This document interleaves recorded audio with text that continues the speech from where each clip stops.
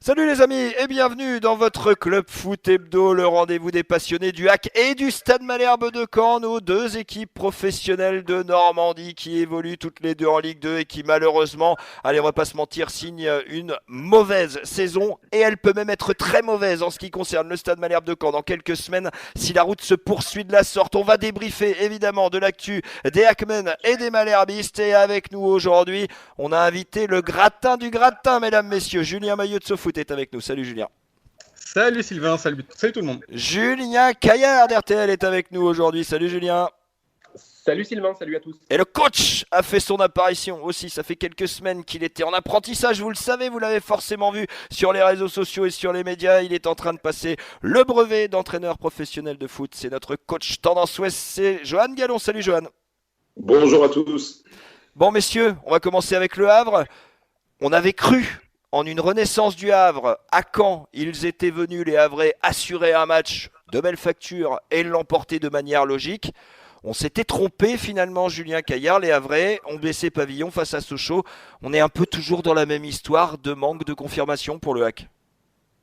Ouais, alors après, c'est pas la même équipe, hein, Caen et Sochaux, donc ça peut aussi expliquer cette contre-performance du Havre. Je pense qu'il y a un problème de longue date à domicile pour le Havre. Je crois que seuls Châteauroux et Guingamp ont fait pire à domicile et après ont dû signer leur 5e défaite à domicile depuis le début de saison. Donc on voit bien qu'il y a une difficulté à prendre des points, notamment à la maison. Et puis je trouve qu'ils ont fait globalement le match d'une équipe voilà, de deuxième partie de tableau de Ligue 2, un match où on a le sentiment qu'ils sont jamais loin. Cornet doit égaliser en première période. Il y a sans doute un problème tactique durant cette première mi-temps qui est corrigé durant le deuxième acte. Et puis à force de ne pas marquer, à force de centrer pour personne, vous prenez un contre et ça fait 2-0. Voilà, malgré ça, il y a 12 tirs. Je trouve qu'il y a vraiment pas de comparaison, par exemple, avec la défaite le match nul, le lapsus est révélateur du Stade Malherbe à Châteauroux. Voilà, c'est sûr que c'est une défaite embêtante, c'est la 5e à domicile. Maintenant, voilà, on a le sentiment que et le calendrier et la capacité du Havre à jouer va permettre à cette équipe de s'en sortir. Je dirais pas la même chose pour le Stade Malherbe de Caen. On y reviendra à Malherbe, évidemment. On va rester sur les Havrais avec vous, coach Gallon. Les Havrais, on le dit depuis le début de saison, et Paul Le Guen le dit d'ailleurs, il n'a eu de cesse que de défendre ses joueurs toute la saison, arguant qu'il a un groupe jeune, inexpérimenté, dans l'incapacité ou presque de confirmer et de gagner en régularité. C'est du travail pour l'avenir, même pour vous, ça, coach? Travail pour l'avenir, je ne sais pas, parce que dans le football, c'est déjà ce qui se passe au présent. Et on en reparlera avec le Stade Malherbe tout à l'heure. Mais moi, j'ai un sentiment mitigé contre cette équipe du Havre, parce que quand on voit le match qu'ils font à Caen, moi, j'ai trouvé un contenu très intéressant.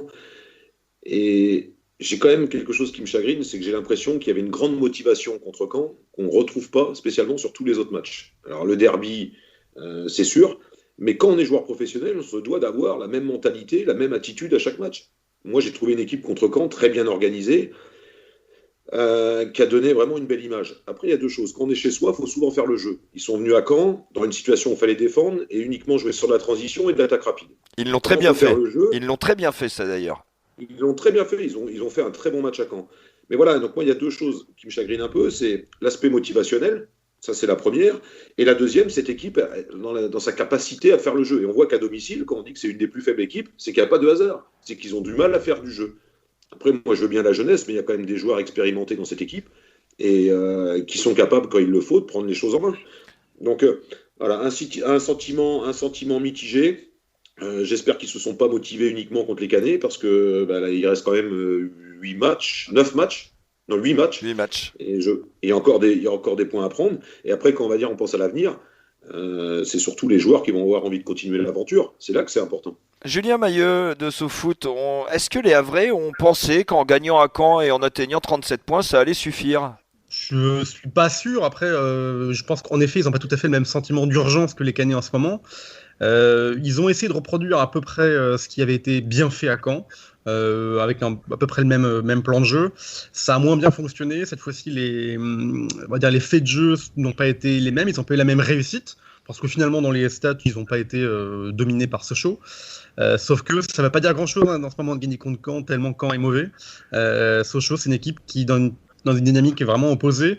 Là, cette fois-ci, Le Havre a dû courir après le score. Et en effet, c'est pas du tout, même si le schéma de jeu, le plan de jeu est le même, c'est pas du tout la même chose à mettre en place. Et contre une équipe qui est bien plus en réussite et bien plus en confiance que Caen, on voit encore que oui, les Havrais ont beaucoup de mal à enchaîner. Le mois d'avril, justement, Julien Caillard, j'allais venir vers vous. Le mois d'avril va pas être simple et va pourtant falloir enchaîner parce que vous vous déplacez à Auxerre, vous recevez Ajaccio, vous allez à Clermont et vous recevez Toulouse. On peut pas dire que le mois d'avril soit super simple quand même, loin s'en faut. Ouais, mais il y a quand même un moment dans ce calendrier de fin de saison, la réception d'Ajaccio et Chambly. Et puis il y a un déplacement à Rodez, je crois. Absolument, juste après le 27, Rodez. Ouais. Voilà, et puis quand vous vous déplacez à Rodez et Valenciennes, et quand vous êtes Le Havre, c'est-à-dire une équipe qui rame à domicile, vous vous dites que ce sont 2 matchs durant lesquels vous serez peut-être en mesure de prendre des points. Donc au final, on a quand même le sentiment qu'il y a 4-5 matchs qui permettent au Havre de prendre des points en cette fin de saison. Donc je ne suis pas vraiment inquiet si vous voulez parler de la perspective du maintien. Maintenant, le coach disait qu'il faut assumer le jeu à domicile. Moi, je crois justement que les Havrais ont tenté de ne pas l'assumer avec leur 4-1-4-1. Ils ont tenté de reproduire avec le seul bonnet en pointe ce qu'ils ont fait de bien à Caen. Simplement, l'adversaire n'étant pas le même, vous n'avez pas marqué. Vous avez pris le premier à la 37e. Et comme Cornet n'a pas su égaliser en fin de première période, vous avez été obligé, là pour le coup, de faire le jeu en deuxième période en lançant des joueurs comme Thiaré et Boutaïb au retour des vestiaires. Donc voilà, moi j'ai surtout le sentiment que cette équipe elle est un peu condamnée à cela, à jouer la transition. Coach Gallon, le Havre, comme le dit Julien Caillard, le Havre condamné à jouer la transition tout le temps. C'est souvent quand vous mettez une option sur un jeu de transition et que ça fonctionne, vous avez envie de le reproduire le match après, sauf que les équipes sont complètement différentes. Moi j'ai vu que des bouts de match du Havre, du Havre contre Sochaux, mais par contre ce qui est sûr, et ça j'en suis persuadé à 100%, Sochaux au niveau de l'intensité, c'est une équipe qui est hyper dure à bouger. Ils mettent beaucoup d'intensité dans les pressings. Il y a du volume. C'est une équipe qui est dure à bouger. Et je pense que le jeu de transition contre une équipe de Sochaux qui est très forte défensivement, c'est peut-être pas ce qui correspond le mieux. Je pense qu'il contre Sochaux, il faut peut-être être meilleur justement dans l'attaque placée, d'avoir de la diversité dans son jeu pour essayer de trouver le déséquilibre. Parce que c'est une équipe Sochaux qui se déséquilibre très rarement. Et là, on peut s'apercevoir que le Havre, dans ce genre de conditions, où à nouveau il faut faire le jeu, ils sont plus embêtés. Contre Caen, combien de situations d'attaque rapide ils ont en deuxième mi-temps? Je crois qu'ils en ont 4-5 où ils doivent scorer plus que ça. Mais Sochaux, c'est une équipe très solide qui libère peu d'espace, qui est très bien organisée et qui se déséquilibre pratiquement jamais. Et là, on voit que c'est beaucoup plus compliqué. Mais moi, je pense qu'il y avait une motivation différente de jouer Caen que de jouer Sochaux. Et ça, j'en suis persuadé. Julien Maillot avec 37 points. Il manque quoi? Une victoire au Havre dans ces 8 matchs, ça suffira? Oui, je pense. Je pense qu'ils prendront même plus que ça. Et en fait, de toute façon, je me dis qu'il y a des équipes derrière qui sont dans une telle situation. Il y a pire, il y a bien pire que le Havre. Il y a Caen, mais en plus il y a Chambly. Il y a des équipes qui sont dans des situations bien pires. Je suis pas du tout inquiet pour le Havre. Coach Gallon, dernier. C'est simple, Sylvain. Allez-y, Julien. C'est simple. Le premier relégable après 30 journées, il a 30 points. Donc, donc ça fera 40. Ça va jouer. Voilà, ça va jouer. 39, donc il manque 3-4 points. Exactement, il manque 3-4 points. Le mot de la fin pour les Hackmen avec vous, coach Gallon. Quand on est dans une situation comme ça où, on va pas se mentir, il n'y a pas beaucoup de peur pour le maintien, qu'est-ce qu'on doit faire tout de suite là, au mois de mars, pour préparer la suite? Il y a ce que vous avez envie de faire, mais vous êtes toujours dépendant de vos joueurs. Et qu'est-ce qu'eux, ils ont envie de faire? Alors, il y en a qui sont en fin de contrat et qui n'ont que des envies, c'est de partir. Donc, pour certains, c'est à double tranchant. Soit ils se disent, la saison est terminée, ou alors il faut se montrer. Il y en a d'autres qui sont encore sous contrat au club. Il y a des joueurs en prêt. Enfin, il y a plein de facteurs. Est-ce que tout le monde est tourné vers le même objectif aujourd'hui? Donc, on n'a pas trop de crainte, je pense, sur le maintien du Havre. Comme on vient de le dire, une victoire, et puis je pense que ça sera bon.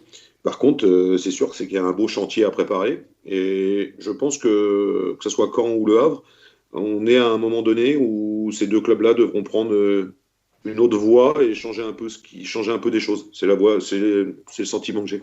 Ouais, les Havrais qui joueront donc du côté d'Auxerre, match décalé, notez-le, ce sera le 5 avril parce que vous le savez, c'est une semaine de trêve ce week-end, trêve internationale, pas de match ni pour les Havrais ni pour Caen, et pour le Havre donc il faudra attendre le lundi 5 avril à 20h45 du côté du stade Abbé Deschamps pour voir les ciels et marines à l'œuvre. On franchit la Seine, on prend le pont de Normandie, on va vers le sud de la région et on va voir le stade Malherbe de Caen. Le foot en Normandie, c'est maintenant. maintenant sur tendanceouest.com. Et cette partie Malherbe, eh bien on a encore beaucoup de choses à en dire de cette partie Malherbe puisque les Canets ont encore piqué du nez. C'était à Châteauroux samedi soir, match nul, 2 buts partout. Je commence avec vous Julien Caillard.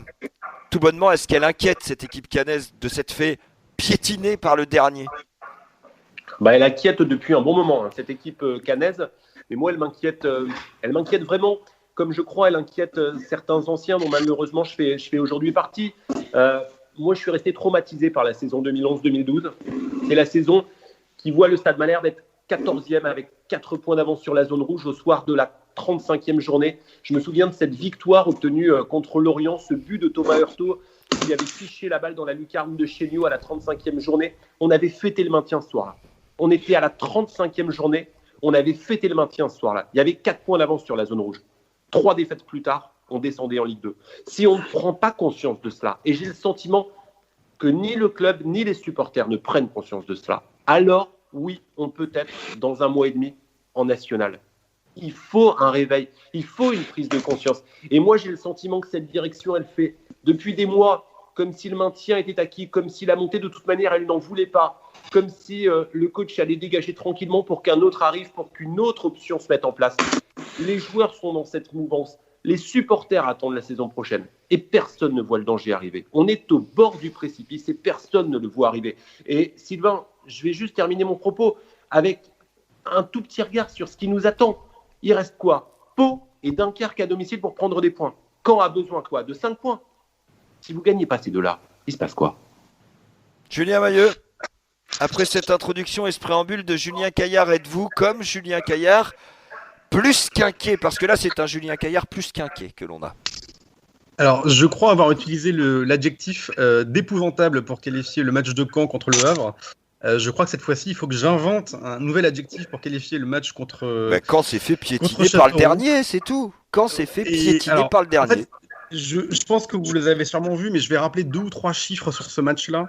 On a 24% de possession de balle contre le dernier.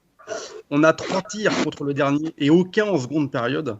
On a tiré 0 fois au but en seconde période, alors que la Châteauroux a tiré 18 fois au but. On a eu 0 corner quand le dernier de Ligue 2 a eu 10 corners contre nous. Le dernier de Ligue 2 a fait 705 passes contre nous. On en a fait 159. Je ne sais pas si vous vous rendez compte de la différence. Et au-delà de tout ça, et j'ai même presque le plus affolant de toutes ces stats-là, c'est qu'on a récupéré que 45 fois le ballon. C'est-à-dire que dans tout un match, on n'a récupéré que 45 fois le ballon à l'adversaire. Stat Malherbe disait que ça fait 6 ans qu'on n'a pas fait un chiffre aussi bas contre le dernier de Ligue 2.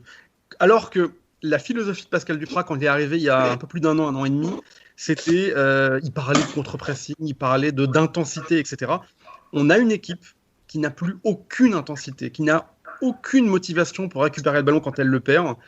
Ce qu'on a vu est vraiment, oui, je suis d'accord avec Julien Caillard, c'est au-delà d'inquiétant. Il n'y a plus rien dans le contenu des matchs. On a vu que Châteauroux était très en danger dès qu'on pressait un tout petit peu. D'ailleurs, on marque un but, le deuxième but comme ça. On marque parce qu'il y a un tout petit peu de pressing.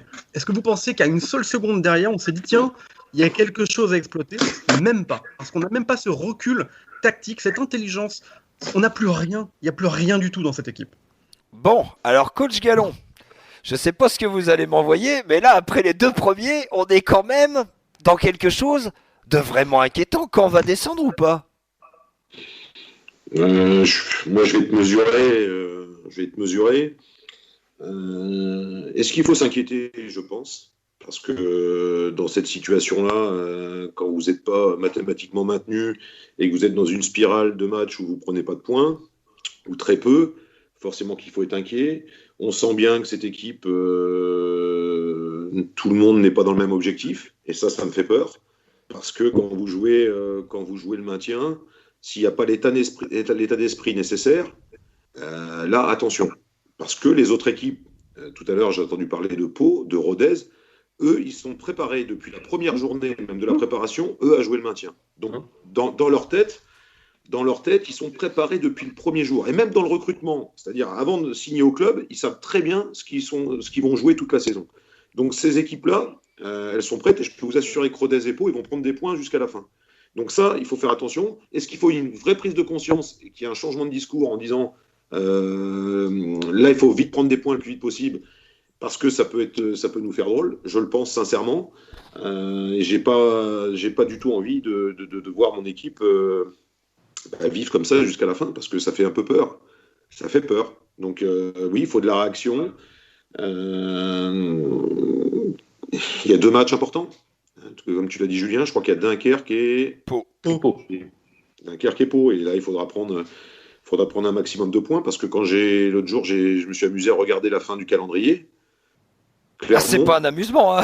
Toulouse, Ça joue que les hauts de tableau. il va jouer la montée. Et Auxerre. Et Auxerre. Voilà. Donc je pense qu'il va falloir quand même des éléments déclencheurs et trouver des leviers qui vont permettre de vite prendre des points pour se rassurer. Mais voilà, ça dénote un état d'esprit un peu qui est un peu bizarre quand même. Voilà. Les leviers, Julien Mailleux de SoFoot. Évidemment que Pascal Duprat est fustigé et de plus en plus, j'ai envie de dire. C'est ça le levier, faut virer Duprat cette semaine, Julien Mailleux? C'est compliqué à dire. Est-ce que de toute façon on en a les moyens? Est-ce qu'on en a l'envie? Je pense pas. Je pense qu'il en est même pas encore question. Enfin, je crois pas. Ça me surprendrait.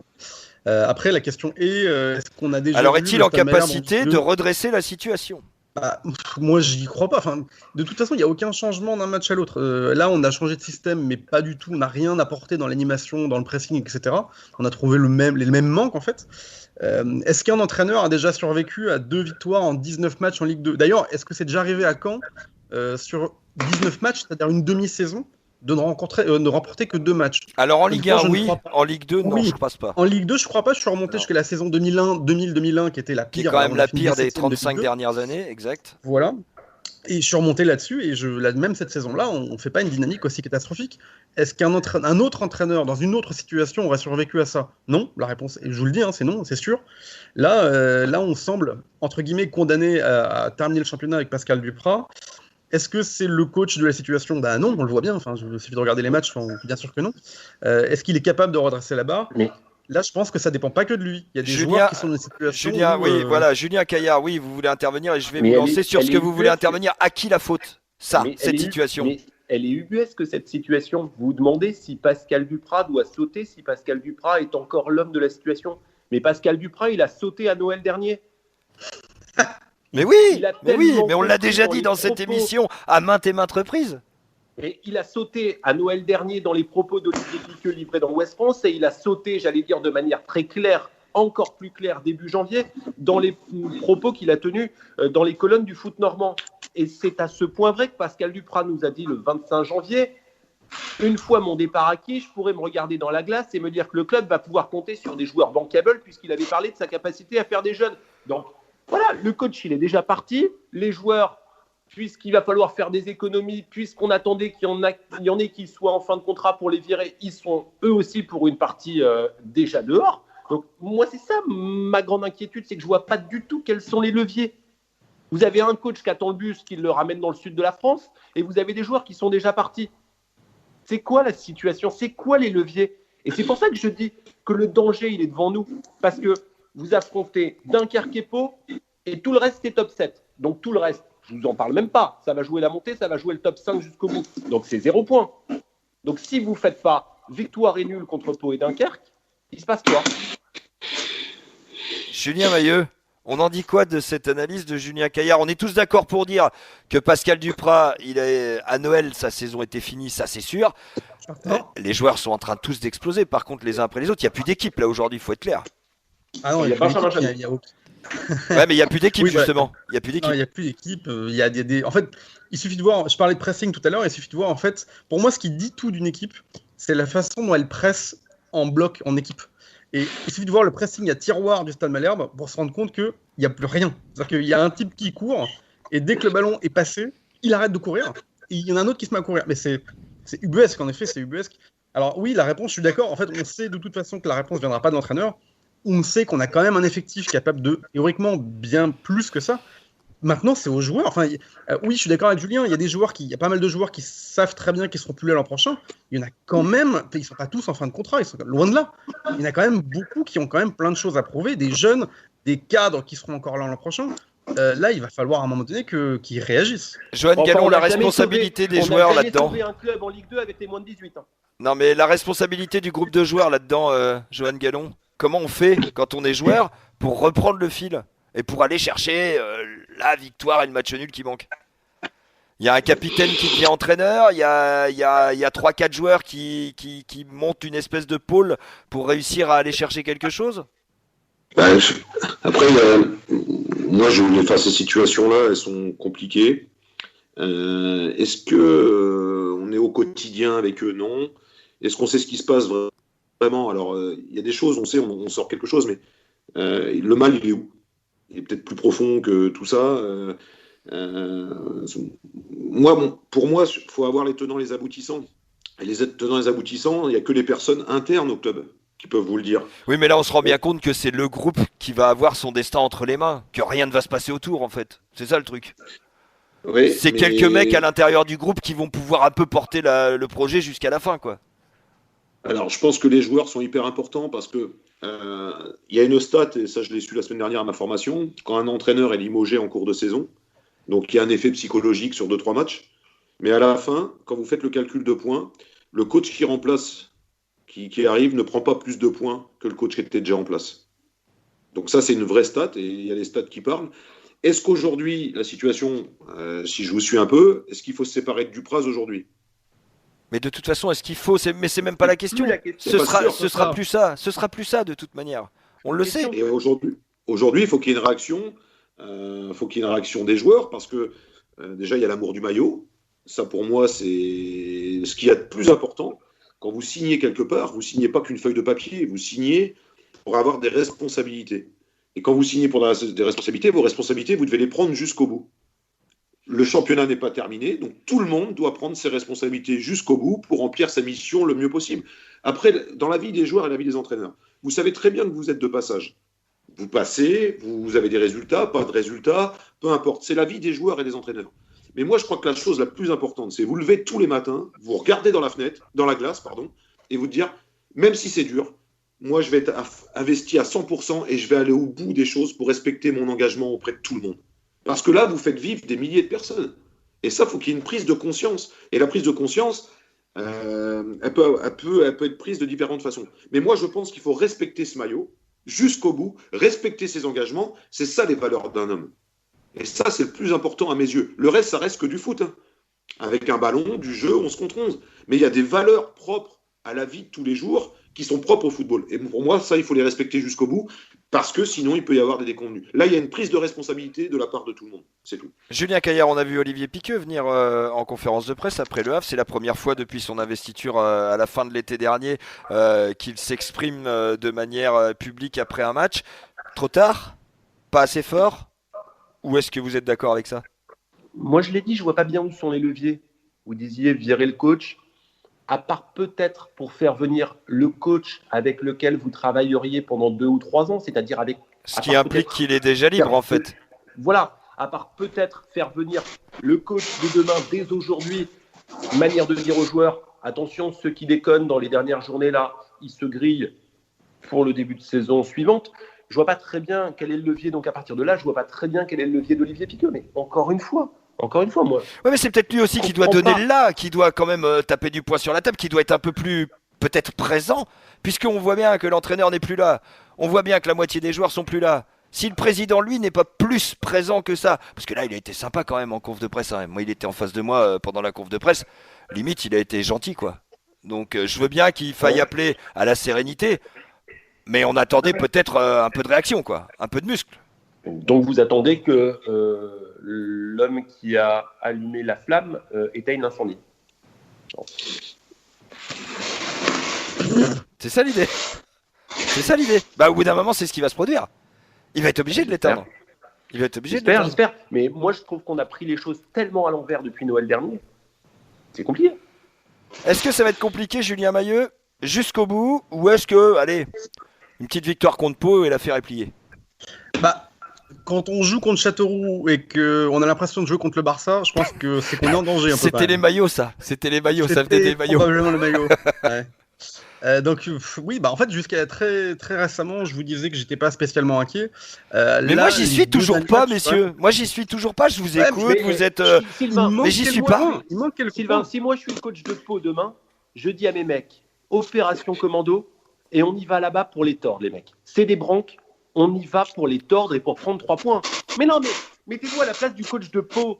Les mecs, ils viennent pas en se disant, ah ouais, nous on est juste derrière, quand ils vont se dire, il faut prendre des points contre nous. Non, vous regardez la dynamique, vous vous dites, les autres, ils mettent plus un pied devant l'autre et on y va pour les tordre et les enfoncer définitivement. Ah bah pour ça, il suffit qu'ils fassent un tout petit peu de pressing en début de match. Ils vont prendre l'avantage assez vite Voilà. et ça va être plié. Ça, c'est vrai. Moi, je suis coach de Pau, je leur dis, les mecs, intensité, ça fait 2-0 après 10 minutes. Voilà. Est-ce Bah, qu'on- le là, le coach. Mais il est là, le coach. Julien Caillard, coach du Stade Malherbe. Mais pas de Pau par contre, hein, déconnez pas de Pau. Mais non, mais oui, mais enfin Sylvain, je moi, vous vois, pense qu'il y a je vous vois pessimiste et tout, mais moi j'ai envie de mettre une note de positif là-dedans parce que je pense qu'on n'est pas en danger, moi. Bah, Ça peut vous comment paraître fou, hein. Mais ça Oui, peut bah vous oui, paraître tout à fou. fait. Mais je pense qu'on n'est pas en danger parce que je pense qu'il y a pire derrière. En C'est ce ça le moment, truc. Ils sont peut-être pires ceux qui sont derrière, mais ils prennent des points. Mais on Plus a que toujours nous. 5 points d'avance. Ça diminue. Certes, mais on a toujours 5 points d'avance. Ça diminue. Moi, les gars, je voudrais juste vous poser une petite question. C'est quel levier on peut lever rapidement dans ce genre de situation? Pour moi, quelle personne, alors là, on va dire les joueurs, je parle que des joueurs. Quel joueur est concerné à 100% par la situation du Stade Malherbe aujourd'hui? Les joueurs qui vont rester la saison prochaine. Entre autres. Mais moi, je pense, quand vous avez des gamins qui ont été formés au club et qui jouent en équipe première, ces garçons-là, jamais, ou alors là, ils sont vraiment tordus, mais jamais ils voudront laisser leur club en national. C'est impossible. Ils doivent quelque chose au club. On doit toujours quelque chose à quelqu'un par rapport à sa carrière. Donc ces gens-là, moi déjà, je pense que c'est des gens à qui on peut faire confiance à 100%. C'est des gens qui ont une partie de leur cœur rouge et bleu. C'est ceux-là qui vont vous amener à sauver votre club. C'est pas du hasard ce que je vous raconte. Donc il y a des joueurs formés au club qui doivent beaucoup de choses au club. Pour moi, ces gens-là, aujourd'hui, ça doit être des hommes de pouvoir du vestiaire. Et je pense qu'il faut arrêter de donner le pouvoir à certaines personnes qui croient ou qui pensent. Aujourd'hui, on ne peut plus croire ou penser. On doit agir. Et peut-être que dans ces personnes-là, il y a des jeunes et il y en a d'autres qui, ça fait quelques années, qui jouent en équipe première, qui doivent être moteurs. Et à un moment donné, il faut prendre ses responsabilités. Et ces joueurs-là, ils doivent être le relais de ce qui va être l'avenir du club demain. Et moi, je le vois, ça, c'est quelque chose de très important. Parce que vous mettez 4, 5 joueurs, 6 joueurs qui ont ces valeurs-là, tout de suite, ça va drainer et on va lever quelque chose qui va donner un ressort et une identité. Pour moi, c'est important. Il faut jouer sur des valeurs. Et les valeurs, elles sont quoi? Sur les gens qui aiment le maillot rouge et bleu. Eh ben on va conclure là-dessus, messieurs. C'était formidable. Je vous remercie vraiment et je vous salue, Julien Caillard, Julien Mailleux et vous, coach Gallon.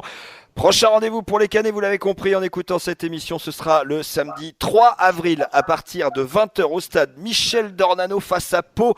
Autant vous dire que la tension et la peur sera sur la ville au sans clocher. En tout cas, on espère que ça va bien se passer parce que et pour le Havre et pour le Stade Malherbe de Caen, rester en Ligue 2 est impératif. Merci beaucoup à vous, messieurs. On se retrouve très rapidement sur tendanceouest.com et sur l'antenne de Tendance Ouest. Salut. Salut les amis. Podcast by Tendance Ouest.